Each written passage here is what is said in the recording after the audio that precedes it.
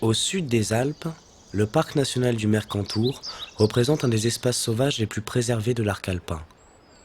Couplé avec le parc national italien Alpi Marittime, il est le premier parc naturel transfrontalier avec 25 000 km².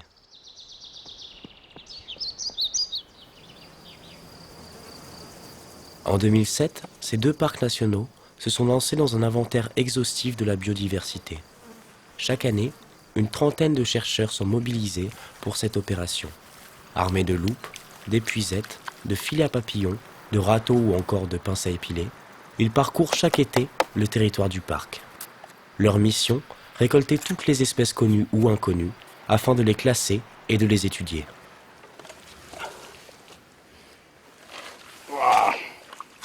Alors là-dedans, on va pouvoir trouver toutes sortes d'insectes aquatiques qui vivent dans cette zone humide, qui se développent à l'état larvaire dans l'eau, soit des libellules, soit des fréganes porte-bois ou des éphémères. Le but du jeu est de connaître les espèces qui sont un peu partout dans le parc du Mercantour. Et donc ça, c'est des groupes qui sont relativement peu étudiés et assez difficiles à trouver. Donc on vient depuis 4 ans avec un petit groupe de spécialistes de différents insectes aquatiques. C'est des milieux qui sont très mal connus, donc à chaque fois on a des choses intéressantes à raconter. C'est quoi ça? Tu l'as prise là-dedans, celle-là? Ouais, c'est dans celui d'avant, ouais. C'est une larve de libellule, donc les grandes libellules. Elle fait des mues successives et là, elle doit être à peu près la dernière, hein. Elle a passé plusieurs années dans l'eau et là, elle est bientôt prête à sortir, à émerger. Et ensuite, elles vont là, dans peu de temps, elles vont commencer à sortir en masse et émerger les unes après les autres. Et ensuite, les adultes vont quitter la tourbière pendant une quinzaine de jours pour aller ensuite éclore, quoi. Et certaines vont revenir et vont répondre dans ces habitats-là.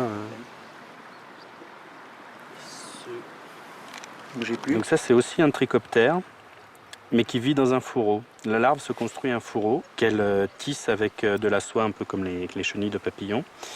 Et donc elle agrège des petits morceaux de brindilles et de cailloux autour d'elle pour se faire une protection. Et donc c'est assez amusant. Il y a une grande diversité de constructions d'étuis et de fourreaux en fonction des espèces et des groupes.